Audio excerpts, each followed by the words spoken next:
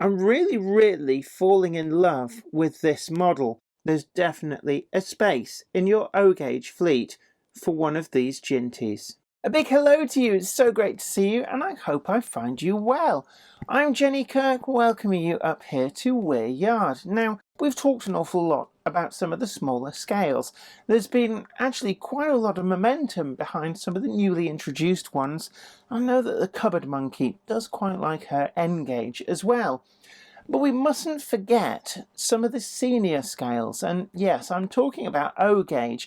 I really do like the heft and presence that O-gauge models have, and certainly we've reviewed stuff here on the channel in the past, and I do have quite a budding collection for my garden railway, and I must get round to refurbishing that this year. But Dapol have very kindly sent over an example of their all-new batch of Jinties, and these are a model which have been in the catalogue before, but not for a little while now, and Dapol have taken the opportunity to re-release this model in a slew of new identities and livery options, including one in particular that they've kindly sent over that I've not seen in O-gauge before, so it's really great to have an opportunity to take a good close look. It should also be noted that Dapol have also been bringing out a new range of the Terriers too, and I'm always a huge fan of those, including the improved engine green ones. I'll give you a clue, they're not green, they're yellowy brown, but don't tell anybody, I don't think they've noticed. But now we've got that out of the way, let's take a good close look at the Dapol Jinty and see if this slightly older model is still up to modern standards. Come with me in association with Trainomatic, makers of DCC decoders and accessories that are designed by enthusiasts for enthusiasts. Find the full range available to order now at tramfabrique.co.uk. But I've been really looking forward actually to the Jinty. It's one of those models that I just missed out on the first time round. I got the Pannier, I got the Terrier, I even got the 14XX, and this finally plugs the LMS part of my O-gauge collection, and this is certainly an interesting model. And don't forget that we'll be doing a full DCC fitting guide using the Trainomatic 21-pin decoder, and if you come here for getting some help in how to DCC fit your locomotive, you'll find that towards the second half of the video. But come with me, let's take a closer look.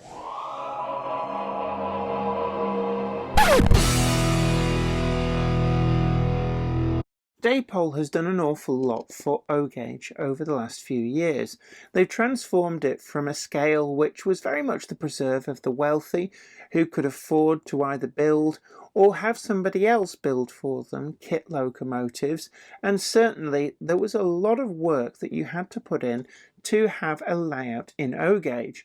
All that was transformed when Dapol brought out first the Southern Railway pillbox brake van, and then later on the Terrier locomotive.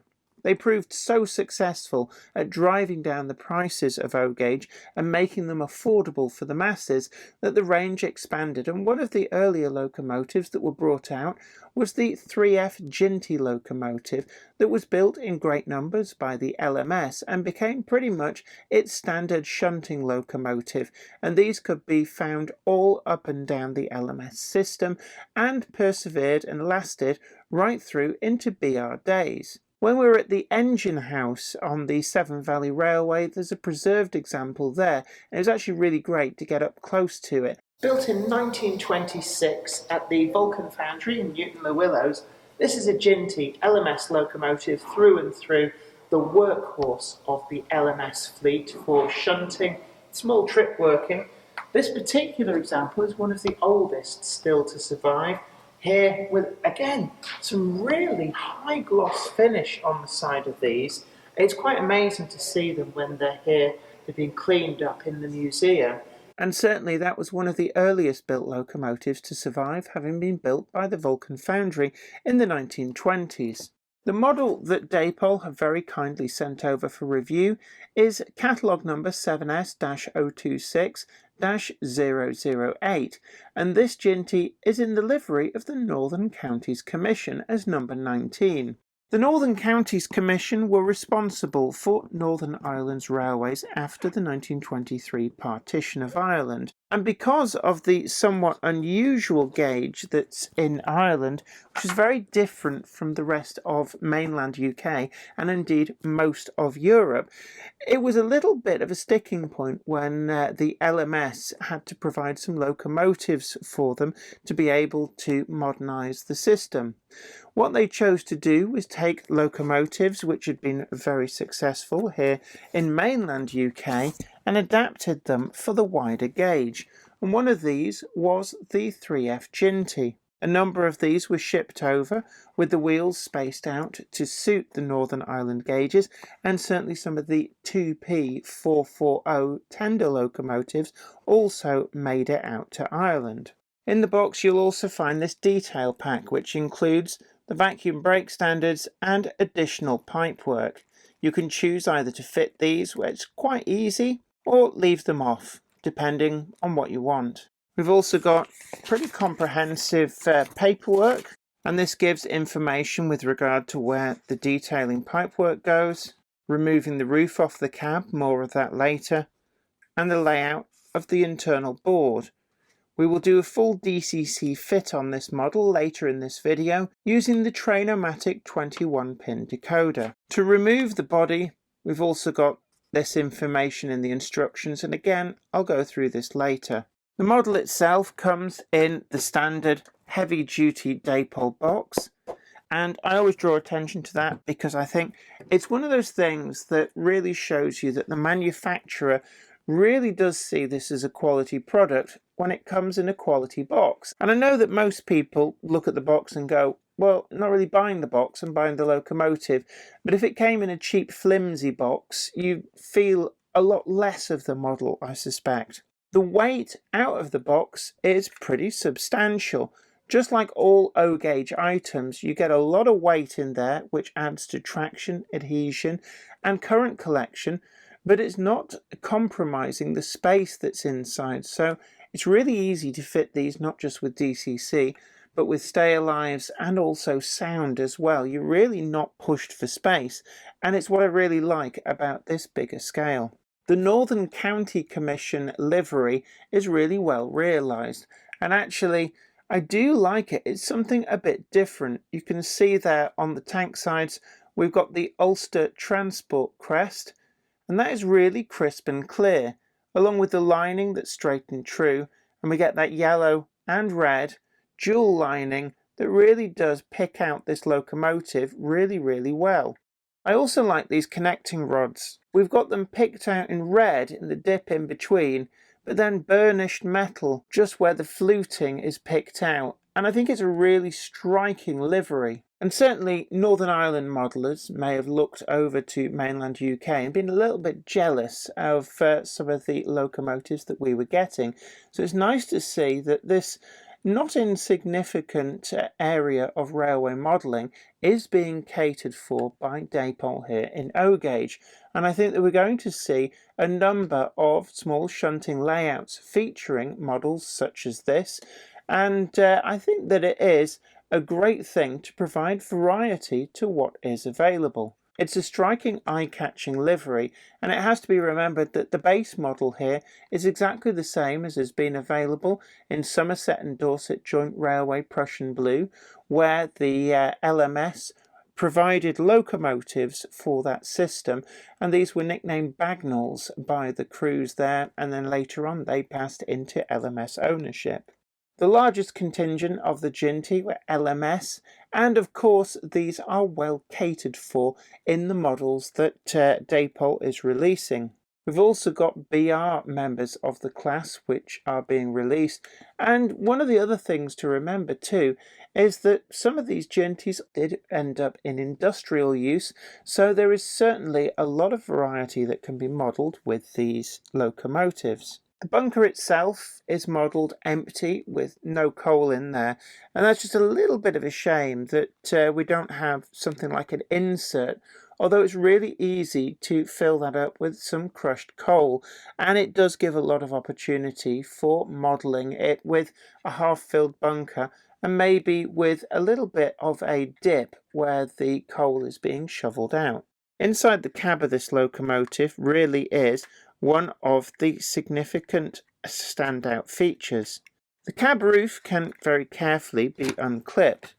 Unlike some of the later Dapol models, it is not held in by magnets, but just by some quite tight clips, but very carefully prising this, and it does come free, and we can put that to one side, and this gives us a great opportunity not just to admire what's going on in the cab with those gauges that you can see, the needles and everything else in there, the back head detail, the regulator, but there's a great opportunity to add in a figure, maybe your very own Jenny Kirk, which is available from Model U. If you ordered that in O gauge, it's a nice little painting project, and this would be a perfect locomotive to maybe have me at the controls, even if that is a bit narcissistic of me. The rest of the model, we've got flush glazing and turned metal fittings on the top of the boiler. The whistle itself is plastic, but it is quite robust. Looking across the rest of the model, all the detail is there, and I particularly like this kind of satin finish that we've got with the black.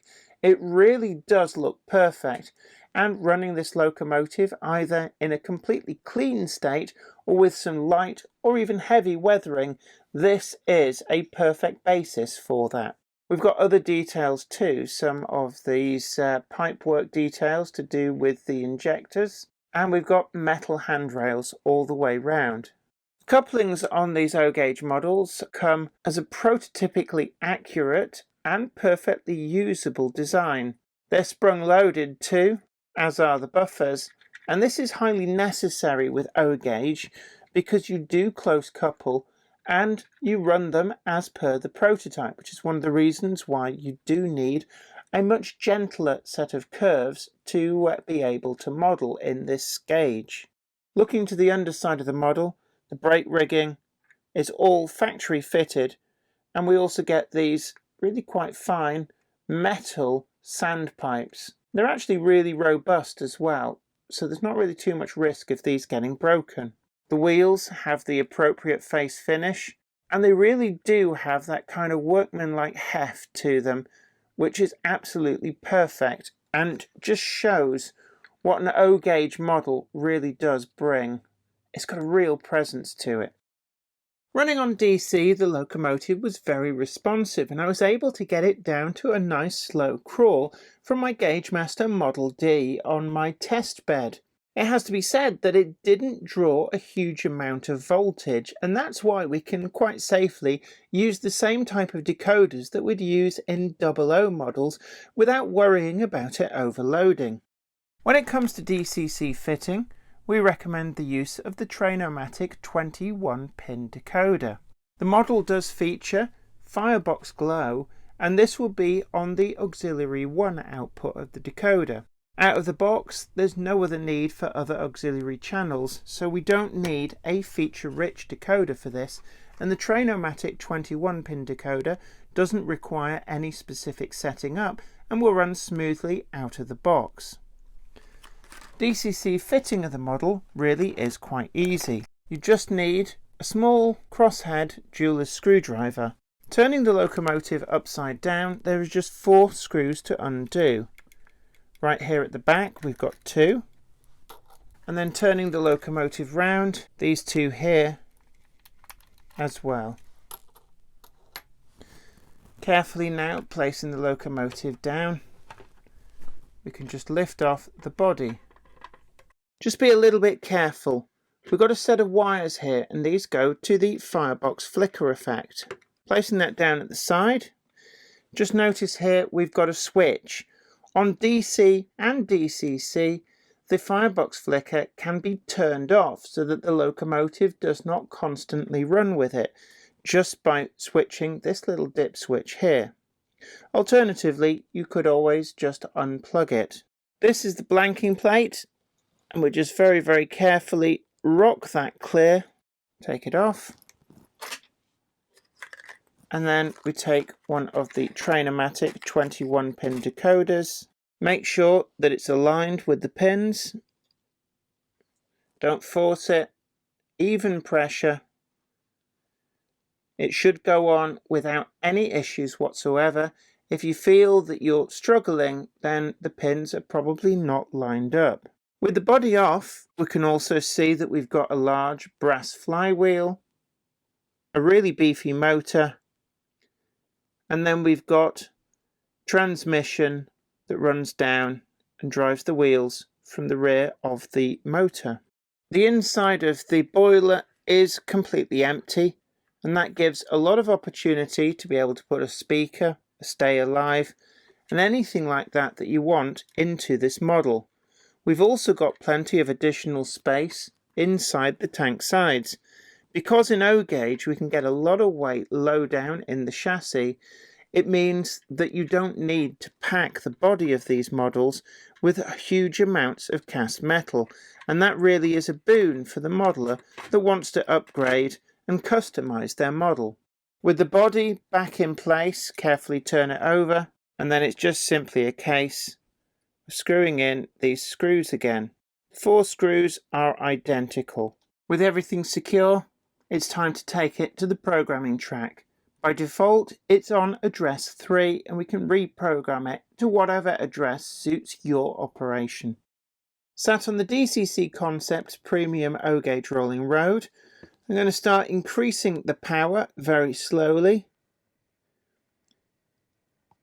and that's on 5 speed steps out of 128,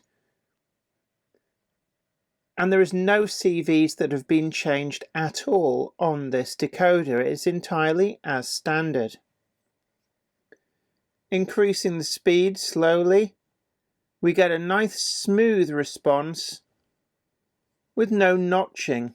The locomotive itself is incredibly responsive. The big heavy brass flywheel really does help to smooth out the motion, and when we notch the power all the way back, it slows down to a crawl and then stops with no sudden changes in velocity.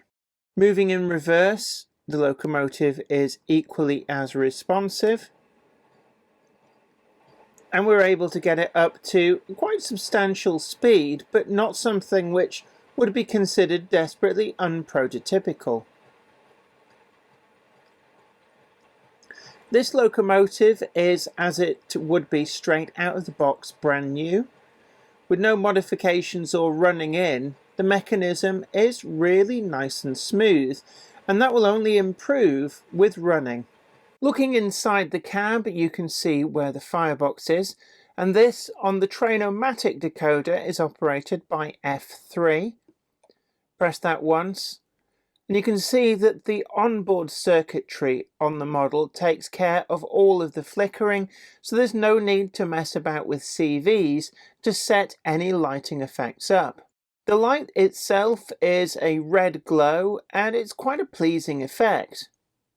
If you were to sound fit this locomotive, it would be advisable to set this to come on with the coal shoveling sound from the sound suite, and together they would make a really good combination. Pressing F3 again, and the firebox flicker extinguishes. So we turn now to the scores. First up is build quality, and I'm actually really impressed with how well this model has been put together. It's withstood all of my handling without any issue whatsoever, and the detail on it feels very firmly in place, but without compromising the actual fidelity of the parts. When you take the body off as well, it just feels very well fitting. It snugly goes together, but you don't have to struggle with it.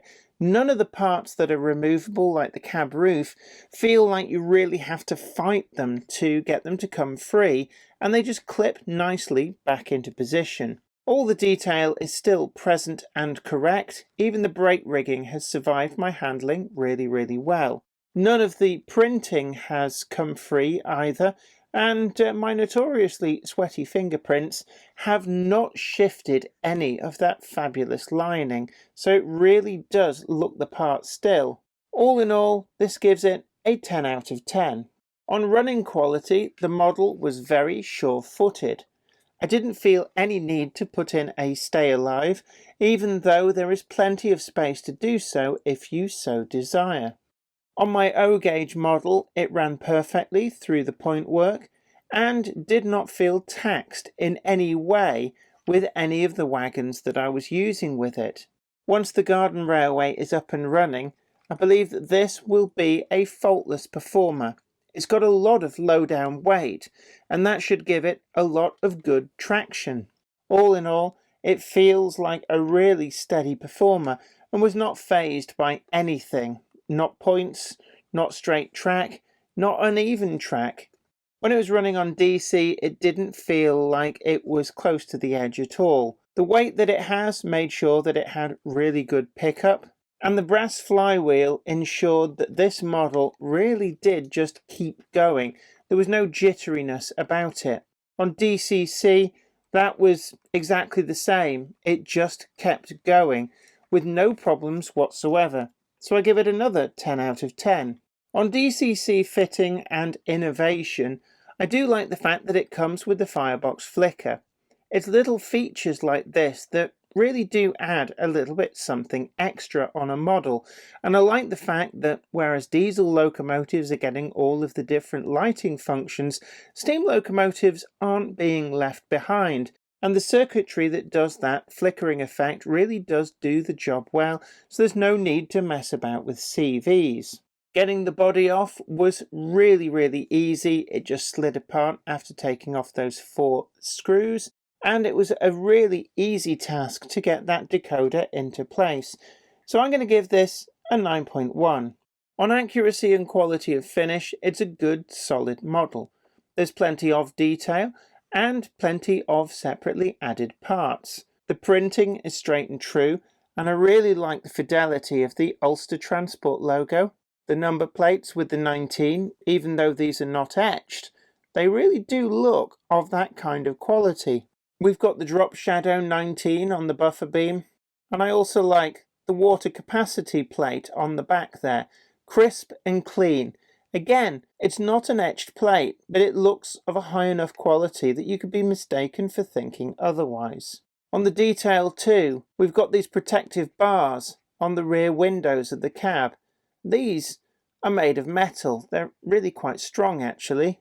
We've got all of that backhead detail individually picked out. We've got all of the extra detail on top of the boiler bands, the tanks. The lifting eyes too look strong enough and defined enough that you could actually use them to lift the tanks off. One area though where the model did seem to lack a little bit of something was the representation of the motion between the wheels underneath the boiler.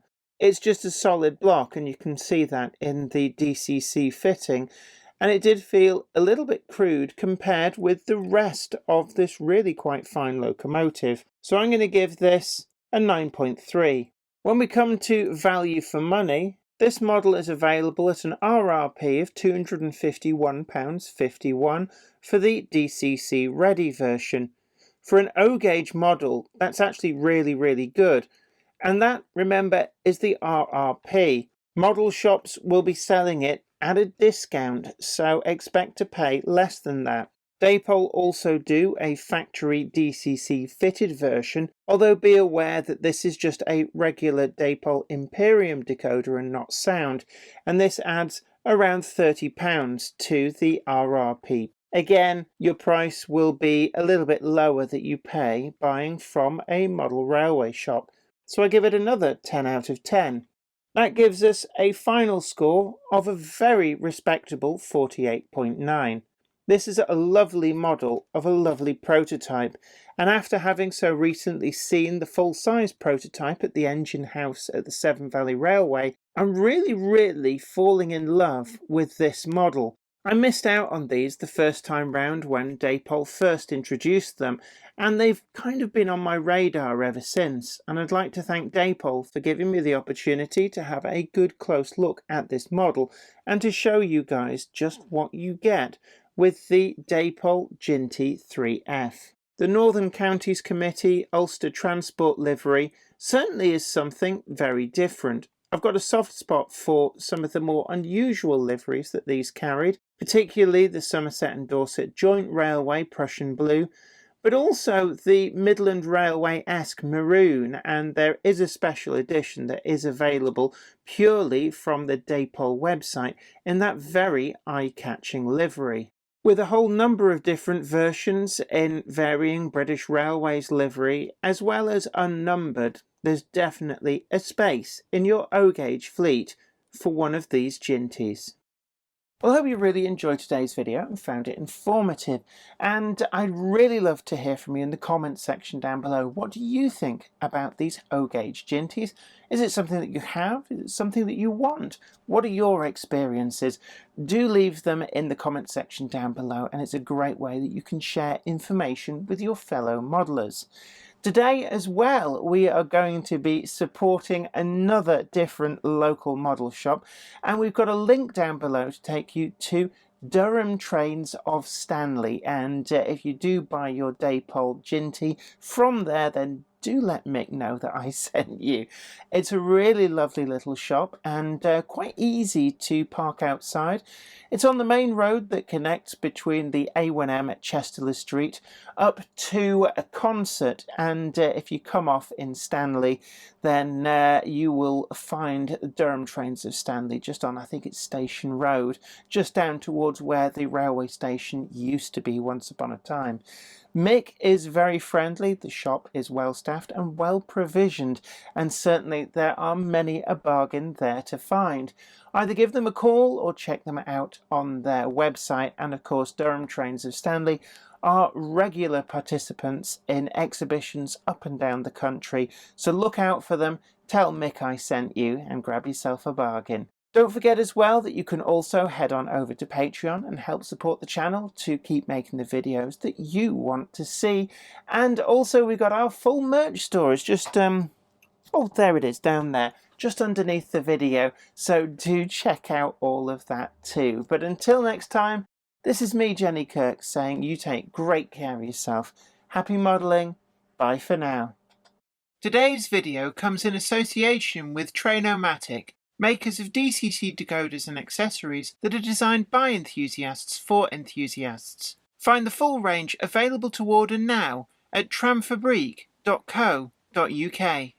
I'd like to send out a huge thanks to everybody who supports me on Patreon, and an extra special huge thanks goes out to Anthony Kidson, Offshore Allen, Michael Lockie, Helen Sink, Gary Lewis, David Quinn, Sparky107107, George Botterini, Chris Moss, Robert Steers, Sam Yates, Dale Williams, John N from NC, NYMRish, Jonathan Foster, Peter, Clifford Ison, Larry W. Grant, NI Railways 4000 class, Ian Coulson, Alan Dickerson, Eddie Popper, Karen Nichol, Medwin Williams, Crossways Point Junction, 3B Rail, Jennifer Horton, Trains with Nick, and Simon Snow. Thank you. Without you guys, I couldn't do this.